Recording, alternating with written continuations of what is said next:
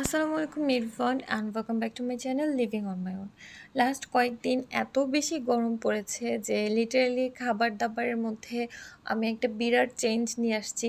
আমি প্রতিদিন পাতলা ডাল রান্না করছি, কখনো সজনে ডাঁটা দিয়ে, আবার ইদানিং ঢ্যাঁড়স ডালও রান্না করছি, আবার কখনো শুধুমাত্র পাতলা করে মসুর ডালটা বা মুগ ডালটা রান্না করছি, সাথে কোনো রকম একটা তরকারি রান্না করছি, না হয় আমি ডিম ভাজি করে খেয়ে ফেলছি। এই গরমে কি রান্না করা যায় বলেন তো? তার মধ্যে আমরা যারা ল্যাকটেটিং মম আছে আমাদের অবস্থা তো খুবই খারাপ, বাচ্চাকে খাওয়ানো লাগতেছে, তারপরে এসব রান্না বান্না করতে গিয়ে ঘেমে একদম নাজেহাল অবস্থা।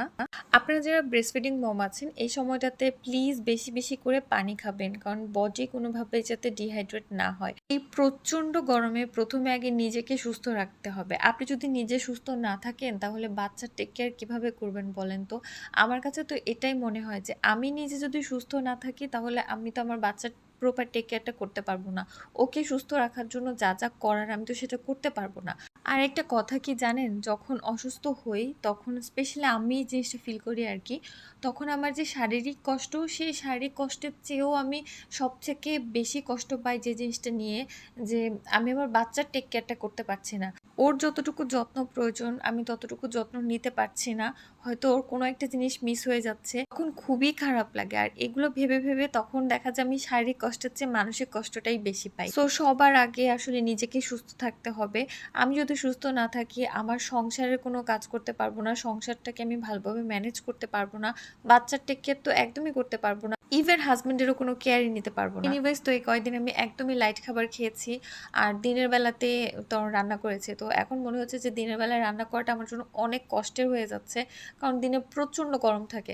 আর আমার কিচেন হচ্ছে একদম পশ্চিম দিকে, তো তো মানে একদম দুপুরের যে রোদটা ওইটা পুরাটা পড়ে, কারণে কিচেনে থাকা এটা মানে একদম আমার জন্য ইম্পসিবল হয়ে যাচ্ছে। দিনের বেলা ভিডিও কল এটা অনেক ভালো আসে, বাট এখন কিছু করার নেই। আমি রাত্রিবেলা রান্না করছি, তাই রাত্রিবেলা ভিডিও করছি। আর অনেকে বলবেন যে সকাল সকাল উঠে রান্না করতে, তো সকাল সকাল উঠে রান্না করা আমার পক্ষে একদমই পসিবল হয় না, কারণ যেহেতু ছোট বাবু আছে, তো রাত্রেবেলা আমাকে অনেকবার উঠতে হয়, আর আমি এমনিতেও অনেক লেট করে ঘুমাই।